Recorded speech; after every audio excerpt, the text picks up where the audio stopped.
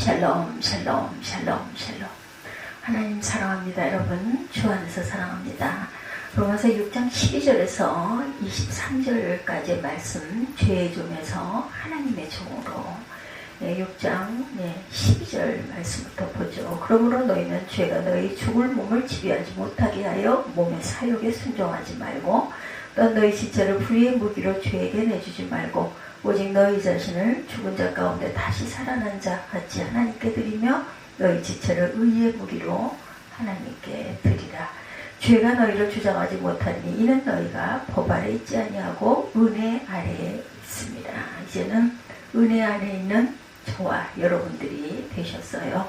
그런즉 어찌하려 우리가 법 아래 있지 아니하고 은혜 아래에 있으니 죄를 지으리요 그럴 수 없느니라. 너희 자신을 종으로 내줘 누구에게 순종하든지 그 순종함을 받은 자의 종이 되는 줄 너희가 알지 못하느냐? 혹은 죄의 종으로 사망에 이르고 혹은 순종의 종으로 의에 이르느니라. 하나님께 감사하리로다. 너희가 본래 죄의 종이 되니 너희에게 전하여 준 바 교훈의 본을 마음으로 순종하여 죄로부터 해방되어 의에게 종이 되었느니라. 너희 육신이 연약함으로 내가 사람의 예대로 말하노니 전에 너희가 너희 지체를 부정과 불법에 내주어 불법에 이른 것까지 이제는 너희 지체를 의에게 종으로 내놓어 거룩함에 이르라. 이렇게 말씀하죠. 19절 말씀에 거룩함에 이르라. 누구에게 내줘? 의의 종으로 내줘 거룩함에 이르라 말씀합니다. 너희가 죄의 종이 되었을 때는 의에 대하여 자유로웠느니라. 너희가 그때 무슨 열매를 얻었느냐? 이제는 너희가 그 일을 부끄러워하나니 이는 그 마지막이 사망이니라. 그러나 이제는 너희가 죄로부터 해방되고 하나님께 종이 되어 거룩함에 이르는 열매를 맺었으니 그 마지막은 영생이라. 죄의 삭은 사망이요 하나님의 은사는 그리스도 예수 우리 주 안에 있는 영생이니라. 영생의 삶을 살아내는 저와 여러분들, 죄의 삭은 사망이고 하나님의 은사는 그리스도 예수 우리 주 안에 있는 영생이니라. 주 안에 있는 영생이니라. 로마서 6장에서 우리가 예수 그리스도 안에서 의롭다함을 얻었을 때 일어나는 변화를 죄에 대하여 죽은 우리다 이렇게 증거하고 있습니다. 아담 안에서 아담과 함께 죄 가운데 죽은 자가 되어 죄를 짓지 않을 수 없는 상태가 되었던 우리가 이제 그리스도 안에서 그리스도와 함께 죄에 대하여 죽은 자가 되었습니다. 그래서 이제 죄를 짓지 않을 수 있는 상태가 되었다. 이러한 변화는 믿음으로 예수 그리스도와 연합함으로 이루어지죠. 믿음은 예수 그리스도에게 일어난 일, 예수 그리스도가 행하신 일을 통해 일어난 일이 우리에게도 동일하게 일어나도록 예수님과 우리를 연합시키는 효과가 있습니다. 그리스도인이 경험하는 모든 변화는 믿음으로 그리스도와 연합함으로만 가능하다. 신학자 존 스토트는 이런 글을 남깁니다. 그리스도인의 정체성의 핵심에는 그리스도의 구속의 역사의 매 단계마다 우리가 그리스도와 함께하는 것이 있다. 이보다 더 큰 능력으로 우리를 변화시킬 수 있는 진리는 없다. 우리가 그것을 붙잡을 때 과거와 현재는 완전히 달라질 것이다.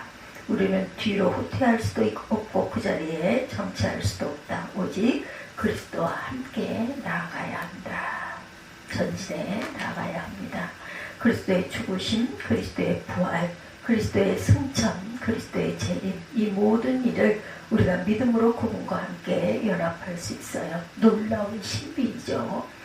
그리스도인이라면 십자가에 대한 중요한 4가지 고백이 반드시 있어야 합니다. 첫째, 역사적 고백, 그리스도의 십자가는 역사적 사실이다.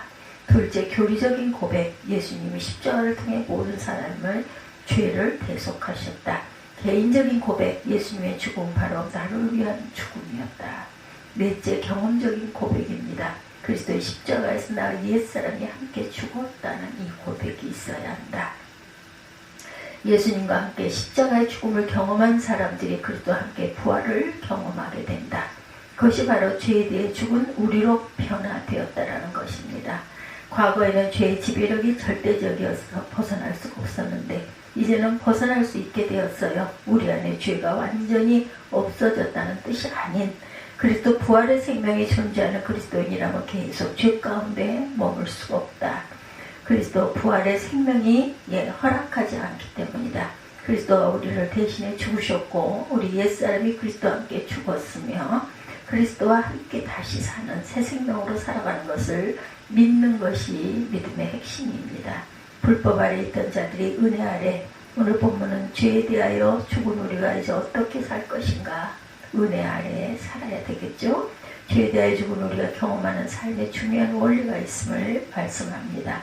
그것은 은혜로 말미암아 이제 순종의 능력이 주어졌다는 것. 죄가 여러분을 지배하지 못할 것인데 여러분이 율법 아래 있지 않고 은혜 아래 있기 때문이다. 14절에 이렇게 말씀하죠. 율법 아래 있던 자들이 은혜 안에 있게 되었어요. 아담 안에서 우리는 율법 아래 있지만 그리스도 안에서 우리는 은혜 아래 있게 되었다. 은혜 안에 있는 우리가 되었어요. 율법이 아닌 은혜 안에 있게 되었다는 것은 아무렇게나 살 수 있게 되었다는 뜻이 아닌 아무렇게나 살 수 없게 되었다라는 뜻이죠. 율법은 우리의 죄를 지적하지만 씻어주지를 못합니다. 율법은 의롭다고 선언하지 못할 뿐만 아니라 의롭게 살 수 있는 능력도 주지 못합니다. 그러나 은혜는 우리의 죄를 씻어주고 의롭다 선언하며 의롭게 살 수 있는 능력 또한 부여합니다. 그래서 은혜는 순종의 능력이죠. 은혜는 순종하지 않을 수 없는 특별한 부르심과 명령이다. 영적 성장은 우리가 은혜 안에 있음을 깨달을 때 은혜를 체험하며 자랍니다. 우리 주이시며 구주이신 예수 그리스도의 은혜와 그를 아는 지식 안에서 성장해가는 저와 여러분들이 되셔야 할 줄로 믿습니다. 그리스도의 은혜로 말미암아 죄에 대해 죽은 우리가 이제는 은혜 아래에 있기 때문에 죄를 이기고 승리하고 의롭게 살 수 있는 저와 여러분들이 되었어요. 은혜를 입은 자는 의의 선물을 넘치도록 받습니다. 불의의 무기에서 의의 무기로 은혜와 의의 선물을 넘치도록 받은 사람들은 한 분 예수 그리스도로 인하여 생명 안에서 왕노릇 할 것이다. 5장 17절이죠. 은혜와 의의 선물은 죄를 이기고 새 생명으로 살 수 있는 영적인 전투력이다. 예수 그리스도의 은혜는 우리에게 의의 선물을 주십니다. 또한 싸울 수 있는 능력과 순종의 능력 또한 주십니다. 은혜 아래 순종의 능력을 부여받은 자들의 변화된 삶을 세 가지 대조를 통해서 설명하죠. 첫째, 이제 불의의 무기에서 의의 무기가 되었다. 그러므로 여러분의 죽은 몸에서 죄가 왕노릇하지 못하게 해서 몸의 성욕에 순종하지 말고 또한 여러분의 지체를 불의의 무기에서 죄에게 내주지 말고 오직 죽은 자 가운데서 다시 산 자처럼 여러분 자신을 하나님께 드리며 여러분의 지체를 의의 무기로 하나님께 드리라. 12~13절이죠. 인간이 하나님께 불순종하고 타락했을 때 이 세상을 망가뜨리는 엄청난 무기가 되었어요. 사단이 이 세상을 망가뜨리는 무기가 됩니다. 사단은 인격적인 존재를 통해 이 세상에 영향을 미쳐요. 그래서 인간을 타락시키죠. 본능을 따라 사랑하는 동물의 생명은 있지만 영향을 미칠 수 없는 식물들이 어떻게 하나님의 나라를 파괴하는데 일조하겠는가. 하나님의 형상대로 지원받은 인간들이 불의의 무기가 될 때 엄청난 영향력이 있습니다. 말과 생각, 문화를 통해 사람들에게 영향을 미칠 뿐만 아니라 모든 생물의 영역까지 그 영향을 미칠 수 있기 때문이다. 그래서 하나님을 대적하고 하나님의 나라를 파괴하며 하나님의 세계를 더럽히는 불의의 무기가 된 것이다. 근데 믿는 우리는 죄에 대해 죽었기에 사단을 대적하고 하나님 나라를 세우는 의의 무기가 될 수 있습니다. 우리 안에 욕심이 사라졌기 때문이 아니라 여전히 욕심은 있지만 그러나 그것을 따르지 않게 되었다. 마틴 루터가 잊지 마라. 거룩한 사람들 역시 육체 안에는 사악한 욕심을 지니고 있다. 다만 그들은 그것을 따르지 않을 뿐이다. 이렇게 말했어요. 불의의 무기로 자신을 내어주지 않고 의의 무기로 자신을 내어주기 때문이다. 죄의 종에서 의의 종으로, 둘째 죄의 종에서 의의 종이 되었다.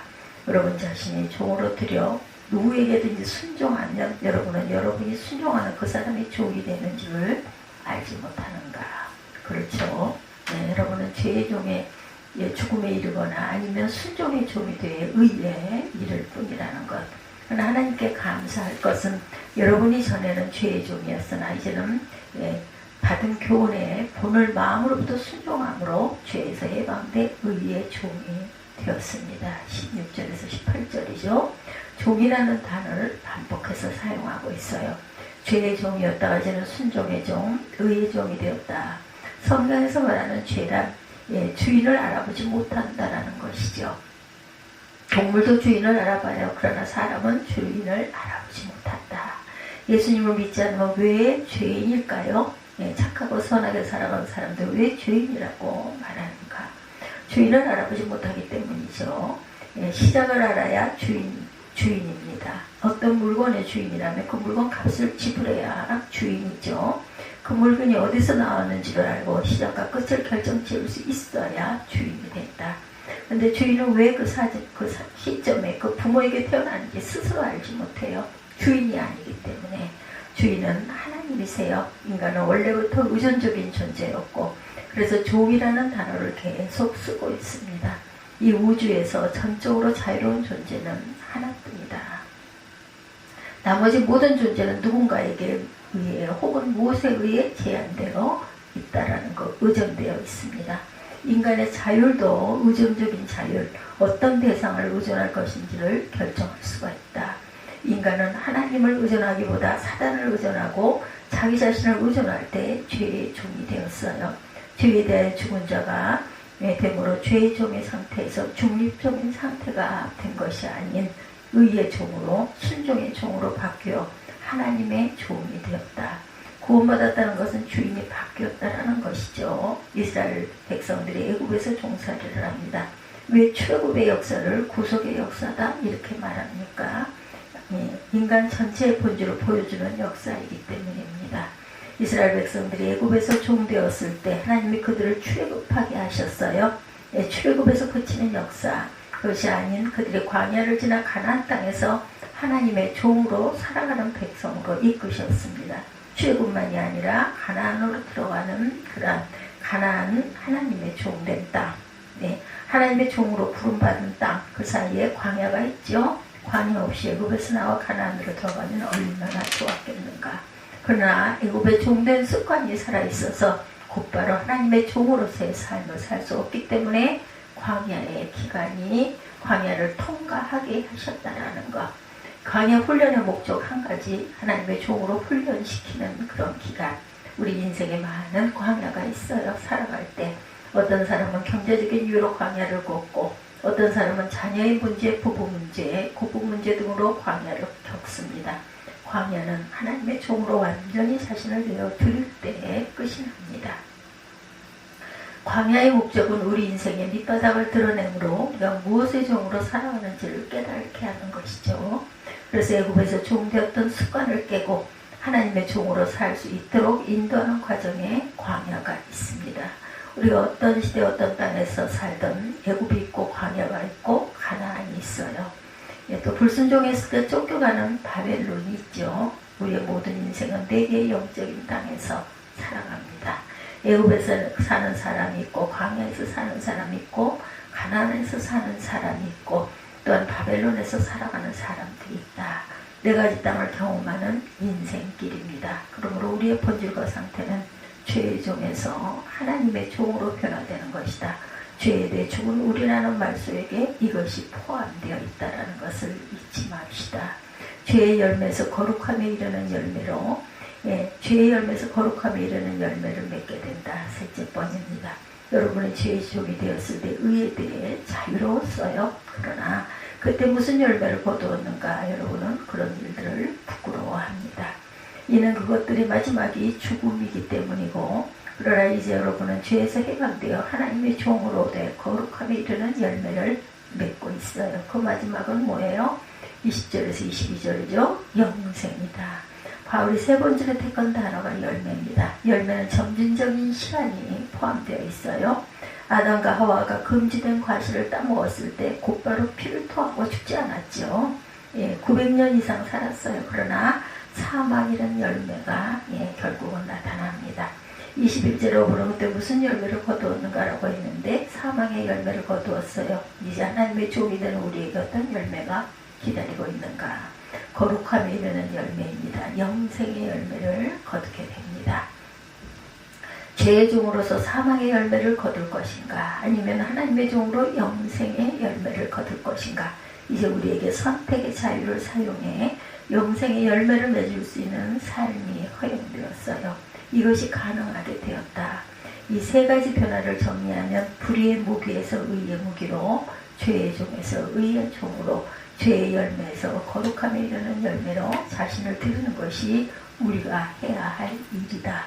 우리가 해야 할 일이라면 율법적인 명령은 아닐까? 오직 은혜, 오직 믿음으로 구원받았는데 왜 갑자기 해야 할 일을 말씀할까요? 앞으로 일어날 일이 아니라 우리에게 이미 일어난 일을 근거로 하기 때문이다. 은혜의 명령입니다. 죄에 대하여 죽은 우리 옛사람이 그리스도의 죽음과 함께 이미 죽은 사건이기에 은혜의 명령, 허물과 죄로 죽었던 상태에서 불가능한 일이다. 이제는 죄를 짓지 않을 수 있는 상태이기에 우리에게 해야 할 일이라는 것이죠. 그리스도가 우리를 오직 은혜로 구원하시고 우리가 오직 믿음으로 구원받았다는 것은 모든 것을 대신해 준다는 뜻이 아닌 결정적인 것을 해주신다라는 뜻입니다. 이제 우리를 죄가 아닌 의에 드림으로, 하나님께 드림으로 영생의 열매를 맺어가는 삶을 허락하셨어요. 복음은 예수께서 당신을 위해 죽으셨으니 당신도 그리스도를 위해 죽으시오라는 말인 것이 아닌, 복음은 그리스도께서 당신을 위해 죽으셨을 때 당신의 옛사람도 이미 예수님과 함께 죽었으니 죄에 대하여 죽은 자요 하나님께 대하여 산 자로 여기고 살아가라는 은혜의 명령이라는 것을 잊지 마십시다. 그리스도의 죽으심으로 우리에게 이미 일어난 것, 이미 우리에게 주어진 은혜의 근거에 명령하십니다. 이것은 율법이 아닌, 율법은 당신을 이것을 이루어야 한다고 말하지만 복음은 이미 이루어진 것을 믿고 살아라 라는 뜻이라는 것. 이루어진 것을 믿고 사는 저와 여러분들이 되십시다. 죄의 대가는 죽음이고 하나님의 은사는 그리스도 예수 우리 주 안에 있는 영생입니다. 13절입니다. 죄의 종으로 사는 사람은 결국 죄의 열매인 사망으로 끝이 나지만 그 누구도 죄의 압제 속에서 사망의 굴레에서 벗어날 수 없다. 그러나 의의 종, 하나님의 종으로 살아가는 사람은 결국 그 열매인 영생을 누리게 된다. 그리스도 안에서 우리에게 이루어 주심의 의와 거룩함, 자유함을 누리는 영원한 생명의 삶을 누리는 것이다.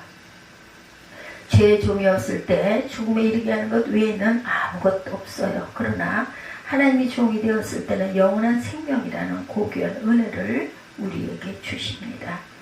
이런 사망은 실체이죠. 죽음이 실체인 것처럼 영생도 분명한 실체입니다. 죄의 삭은 사망이지만 하나님의 선물은 그리스도 예수 안에 있는 영생이라. 죽음이 우리에게 실체인 것처럼 영원한 생명 또한 분명한 실체라는 것. 죽음으로 끝나는 인생을 살겠는가, 아니면 영생의 생명을 누리는 삶을 영원히 살겠는가, 선택이 우리에게 있습니다. 죄에 대하여 죽은 우리는 어떻게 살 것인가. 하나님의 종으로 자신을 드려야 돼요. 은혜의 명령입니다. 여러분의 지체를 의의 종으로 드리는 거룩함에 이르는 저와 여러분들이 되시기 바랍니다. 율법의 명령이 아닌 은혜의 명령 속에 살아가십시다. 부정을 섬기고 불법을 섬기던 것에서 의로움과 거룩함을 창조하는 그러한 인생을 살아가는 저와 여러분 되시기 바랍니다. 이제 우리는 율법 아래 있지 않고 은혜 아래 있기 때문에 그것이 가능하다.